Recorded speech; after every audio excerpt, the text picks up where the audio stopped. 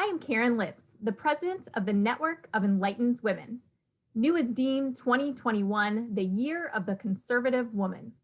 As part of this program, we're featuring 12 outstanding conservative women to showcase their work as conservative leaders. For February, we are pleased to recognize Kay Coles James, the president of the Heritage Foundation, as our Conservative Woman of the Month. Under her leadership, Heritage has been named the #1 think tank in the world for its impact on public policy by the University of Pennsylvania's Think Tanks and Civil Societies program for 3 years in a row. One of her greatest passions has been guiding Heritage in its outreach and sharing of its message with young people, minorities, and women who don't necessarily consider themselves conservative, but who practice conservative principles in their own lives. Of particular interest to our audience, Mrs. James was appointed to the Women's Suffrage Centennial Commission by President Trump. Thank you for joining us today and for your work to advance freedom and for being our February Conservative Woman of the Month. Well, thank you so much for having me. I can't believe at 73 years old, I'm finally a calendar girl. That's a great reaction. Well, we appreciate you spending time with us and for you taking this time to share your story with our women, because it's truly an incredible story and you're such a great advocate for conservative causes and for freedom. When we read through your bio, you've been advancing conservative ideas for years in all levels of government. Can you talk about what makes you conservative and what conservative policies most appeal to you? Sure. Well, let me start with, I had no idea that I was a conservative until a reporter told me that I was. Years and years ago, when I was the spokesperson for the National Right to Life Committee, I was being interviewed by a reporter and he went through a set of beliefs. Do you believe in this, this, this, this? And I said, yeah. He said, oh, so you're a conservative? And I said, absolutely not, no. Because in my mind's eye, the definition of a conservative was an old, white, male, angry, and it was a stereotype. And it had nothing to do with conservative values or principles. But when I thought about the things that I believed, he was absolutely right. And so I had that crisis moment when I had to go home and declare to my family, I'm a conservative. And that was sort of an aha moment for them. But at the end of the day, we all were. We just didn't know it. You know, we believed in lots of things that now people see as, you know, sort of tenets of the conservative movement. But back then it was just plain common sense. And my definition, by the way, of a conservative is someone who has the audacity to believe the values that their grandmother taught them. It's not complicated, not weird, not deep. It's just simple, common sense values. Simple things like don't spend more money than you earn. So, charity should begin at home. The family should be the first Department of Health and Human Services. Simple things like saving sex for marriage. Oh my gosh, you know, that's such a radical thought today, but it's simply what I was taught growing up. And there are lots of reasons why many of those things and those values hold true. So I don't think it's anything particularly unique or complicated, but we have allowed the left to define who we are as conservatives.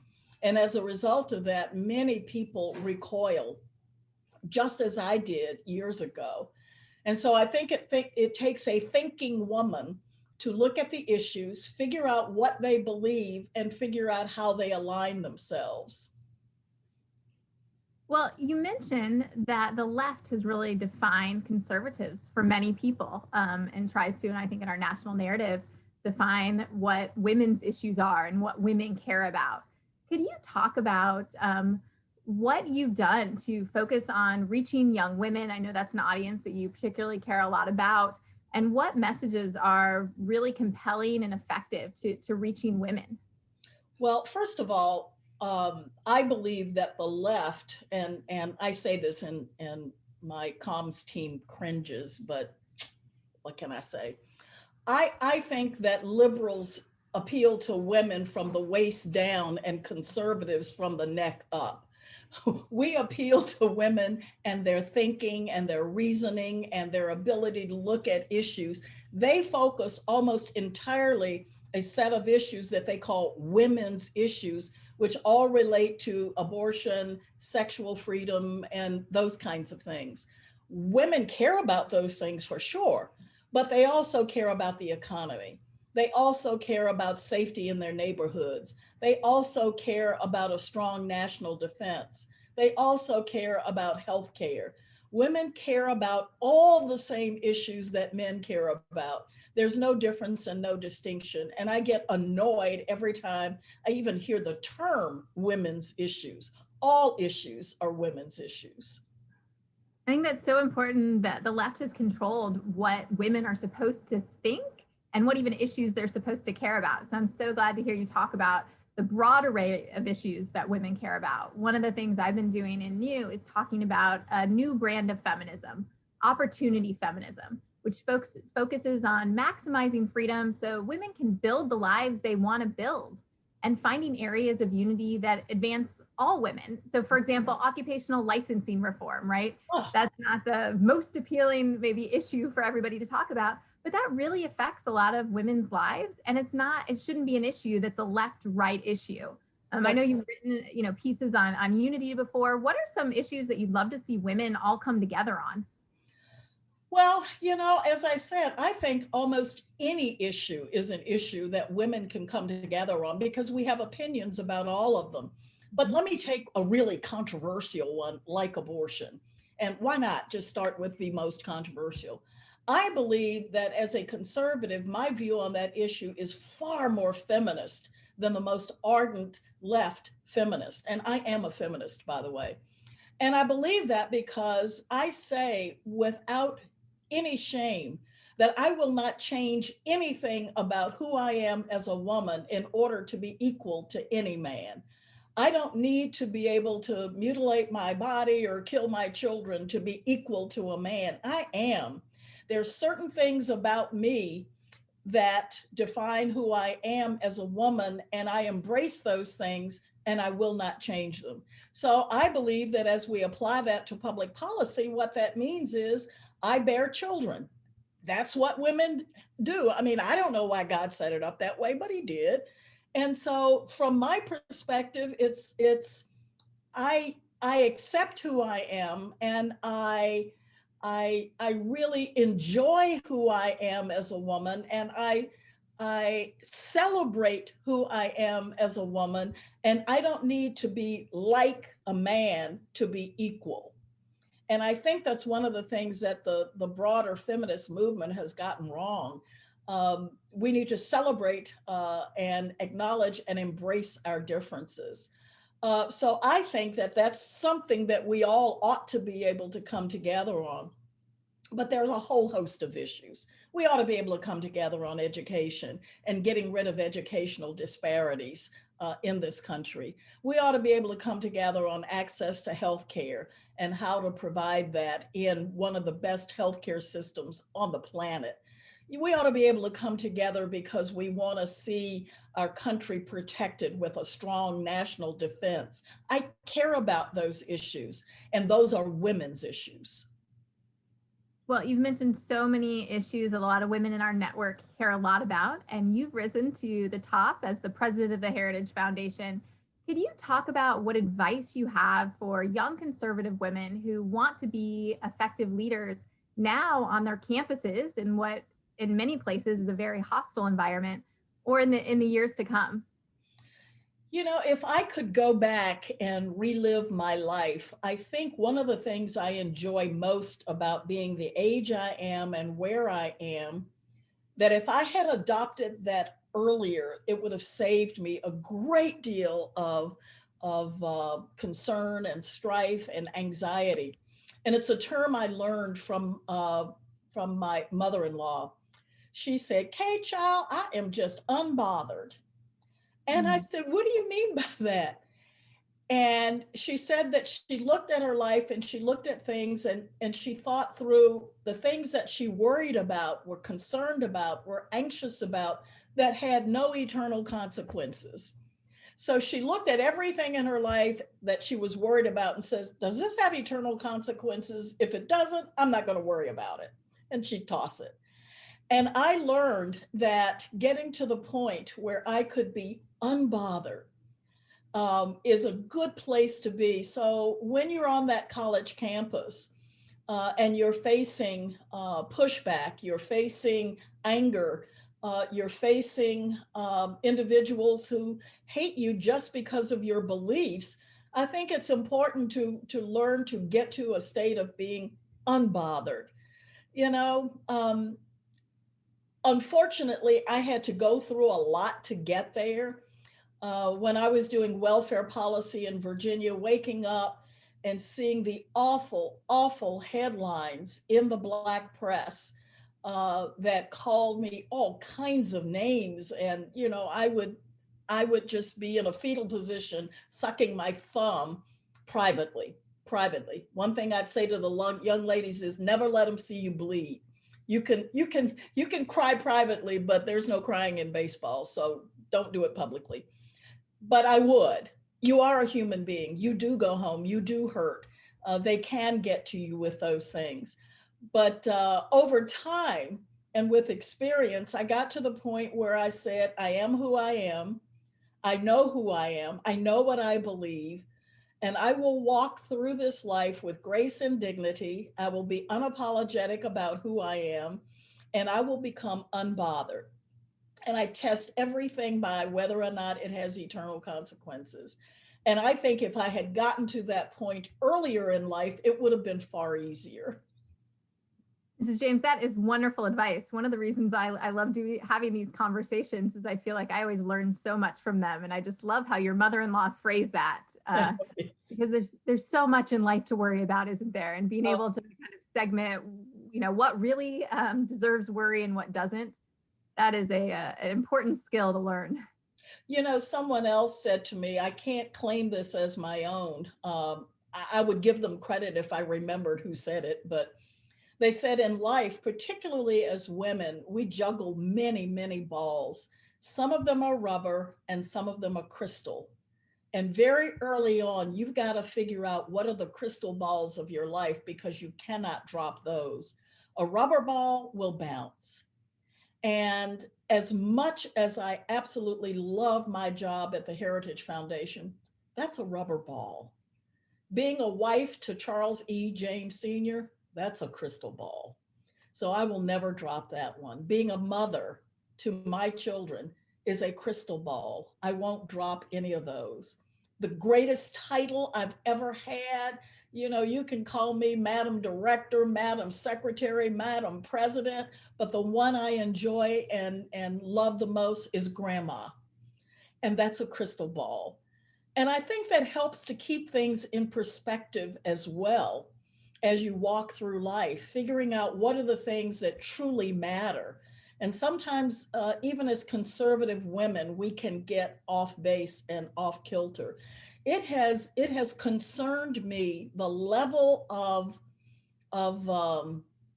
intensity that I've seen around politics in our country today. And one of the reasons I've been able to navigate through that is perspective, is putting it in perspective. And I think it goes without saying as well that my faith plays a strong role in my view of the world. I know that there is a God who loves me, who cares about me, who cares more about my country than even I do. And the sooner you learn to trust him, the easier and better your life will be. You will be able to navigate through it so much easier and more quickly, I'll tell you. Well, thank you so much for that great advice. And as you mentioned, women often play many different roles in life and have many different seasons, right? As a focus on career and family and how things change in that regard. Could you talk a little bit about the unique challenges that conservative women face and how you've dealt with those as a leader? Well, sure. And particularly as a Black female conservative, oh my gosh, there are lots of reasons liberals hate me. I mean, I have to adhere to the orthodoxy as an African American. How dare I? how dare I adopt a conservative philosophy?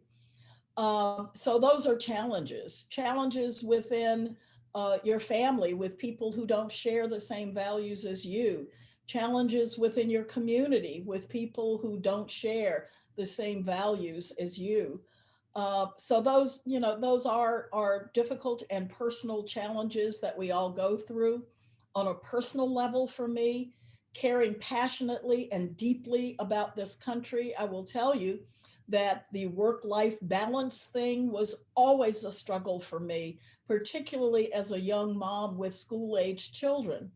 And I will tell you, one of the most hurtful times I had in my life, when I was on the road speaking at rallies and working within the pro-life movement, and I called home and spoke to one of my kids, and they said, "Mom, why won't you come home?" Not why can't you come Breaking. home? Not, yeah, I could have handled why can't you come home? Why won't you come home? Cut to the core. And that's when I decided to reorder, reposition, and think about the things that matter most. And while I was out working in the pro life movement, I said, if I saved every unborn child in America and lost one of the three God had given me, I would have failed in my primary mission in life. So I always knew that my family, my children, my grandchildren, my husband took top and first priority in my life. And with that balance, I would tell people, don't try this at home. Don't take on or adopt this lifestyle unless you feel called to do it. And because I felt called to do it, I think I was equipped to do it. And what I mean by that is I have a very special husband who was and continues to be the wind beneath my wings. I had a family who my children who saw this as a family mission. And so they were my pit crew. Even the kids stepped in and helped and continue to do that even today. And so I really would say, just because you see someone else who's able to do career and family and manage it all, it's because they have a calling on their life. You better make sure before you jump in that you really feel like you have that calling. And I always tell young women, my life has been um, unfolding in seasons, and there are seasons in life. And there was a season of about 12, 15 years when I was a full time stay at home mom. And that's what I did in that season. And you can have it all, but you may not have it all at the same time. And so we need to allow ourselves to go through the seasons of our lives when there are toddlers at home, when there's a career path. And I also like to encourage young women that you need not fear about dropping out of your career and then being a reentry woman, because with the skill sets that you have, the knowledge that you have, the skills and abilities that you have, reentry will be a piece of cake. The world is always looking for talented people that can get things done. So don't fear dropping out and then reentering. And I would also say that my reentry after that period at home was made ever so much easier by women who mentored me. When I first came back to work years and years ago, one of the first things I had to do for this nonprofit that I was working with was put on a reception for the governor of Virginia. And I did that, and it went off flawlessly. And the next morning, and I was mentored through it all the way with help from an older woman. And the next morning, there were these roses that were in my office. And the note said, I ordered these before the event because I knew you were going to be a success. So I think we have a responsibility as well as women who are experienced and older to mentor and bring along and encourage the younger women as well. Yes, that's something that we really like having the opportunity to do anew is find great conservative women and then mentor them in their careers, help plug them into great programs like Heritage's internship program Uh, to walk alongside them and help them advance as leaders. One question we often get from young women is, what skills should I be developing if I want to be a leader in the conservative movement? You've talked about prioritizing and having a thick skin. What other leadership qualities do you believe are important for women to develop? I did a lot of thinking about that. And because I have a leadership program that I run through the Gloucester Institute, and there are skills that are required. And I find that a lot of young people coming out of colleges today don't know how to write well and fast, and they don't know how to speak well and articulate an idea and be convincing. So if you have the ability to write well, speak well, be organized, and don't mind taking on responsibilities and have a work ethic, you are unstoppable. And one of the things that I used to tell my own children when they went into the workplace is there will always, always be people who are smarter than you are, who have more money than you have, who dress better than you dress, but there never, ever should be anyone who can outwork you. You should get there before everybody else and leave after everyone else. You should be the one who does the jobs in the office that nobody else wants to do. And I have actually hired interns because they came into the office and they took on tasks and they took on a workload, they took on extra responsibility, and you will create jobs for people like that where none exist. And so my advice is, yes, you can have all the skills, all the abilities, all the smarts, but if you don't have a work ethic, and I have said in every situation I've been in, um, you may be smarter, more talented, you may have more money, you may have better clothes, you may have everything, but you will not outwork me. The value of hard work. It seems simple, but it really makes such a huge difference, doesn't it? It really does. And especially in today's culture where many people come out of college and they feel entitled and they think they're going to graduate and be immediately a senior vice president, and they're not. um, and it's amazing how quickly the promotions come with that kind of work ethic. Yes. And I'd love to turn, Mrs. James, to your work. And you've had the opportunity to work for three different presidential administrations. And I know our students would love to hear about that. What work are you most proud of at the federal level that you've done? And any fun stories to share from your opportunity to work for three different presidents? Yes. I think the work that I'm most proud of is being in charge of the federal workforce during 9/11, because it was my responsibility to make sure that the federal workforce was safe, and could do the sustaining work of our government. And it sounds silly in the saying, but the purpose of terrorism is to terrorize. And my job in the middle of 9/11 was to give our federal workforce the inspiration they needed to get up on September the 12th and come back to their desks, come back to their offices, and to be their advocates as we went through the anthrax scare. And that followed closely right after 9/11.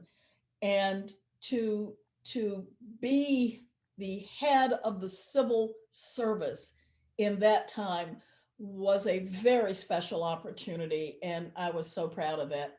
But during that time, also, one of the things that is one of those funny things that I said, oh, dear Lord, they are never going to let me in the White House again. I was at a meeting in the Roosevelt Room with President G.W. Bush and several members of the cabinet. And I was seated next to the vice president, who at that time was Vice President Dick Cheney. And I got up from the table and I was talking to someone over here. He was over there, and I shoved my chair in, and the Secret Service was upon me because the vice president almost went down. And I went, oh, dear God, I've hurt the vice president. Oh, no. And I thought, they're never going to let me in here again. I was humiliated. I was embarrassed. I was, But it's a funny story to tell now. But in the moment, I was about this big. I felt Oh. about this big. Well, they let you back in, didn't they? They did. They did. I know it's those moments sometimes it's like, oh no. And I will share this with your women. Someone wrote a story years ago in the Washington Post about how you can tell the most powerful people in a meeting in Washington. And the way you can tell is they eat the cookies. Interesting. I would never touch the cookies when I went into a meeting or drink the coffee. I was afraid I was going to spill it. I was afraid I was going to take a bite out of a cookie and then somebody was going to ask me a question. And you'd see someone like Karl Rove walk into the meeting, grab a cookie, say, "Hey, everybody, how are you doing?" You know who the powerful people are. They're the comfortable ones who eat the cookies. Well, once we can start going to meetings again, I'm going to have to pay attention to that. Oh, yes. Oh, yes. Well, I knew I had arrived when I held a meeting at Heritage once, and there was this beautiful tray of goodies set out. And after the meeting was over, I realized I'm the only one who ate anything. Oh. So that's how I knew I had finally arrived. You got the cookies. I ate the cookies. Well, I'd like to end on one final question. With New, we started this organization as a book club because educating women on conservative ideas that are often left off college syllabi was so important in the beginning. Could you share with us your favorite book that you've read recently? Ooh, really? It was trashy. Uh-oh. I do read all your good secrets. I do read a lot of novels to escape. But what I have reread a very good book recently that I would share with you. It's an oldie, and some of your ladies are going to have to go back and find it. But Edith Schaefer's book, What is a Family? And I have given away so many copies of that book. And when I stopped work and went home to be a full-time mom, and I was so out like a fish out of water and didn't know what to do, I read Edith Schaefer's book. Someone gave it to me, What is a Family? And it gave me a vision and it gave me a purpose. And I understood the reality of what that meant. And I guess I want to recommend that to your women today because so many of the books that we are reading are about our careers, about how to succeed. You know, we're reading all of the books that are out there on management and leadership, and we sort of lost that. So I would encourage everyone that book really changed my life, gave me purpose, and I reread it every now and then. Um, and and I think that book deserves a second look. It's probably 25, 30 years old, but you can still find it. But I'm reading Hidden Places right now, novel. Well, thank you. And I'm going to have to check out that book. I'm not familiar with it. So, With Edith Schaefer's book. yes, thank you. Oh, yes. Sounds like a good read. So, you may have heard of the theologian Francis Schaeffer, and Edith Schaeffer is his wife, and they started L'Abri, and which is in Switzerland, where people go to think and work through issues and all of that. But her book, What is a Family, is a game changer. well, wonderful. Well, Mrs. James, truly, thank you so much for joining us today. It's been a pleasure to speak with you. And I want to give a shout out to the Young Leaders Program at the Heritage Foundation. So for any of our students watching, I'd encourage you to check out the Young Leaders Program at Heritage, which offers internships, the Academy, and a lot of other great programs for young conservatives. So thank you all for watching our Year of the Conservative Women series. Thanks so much. Thank you for having me.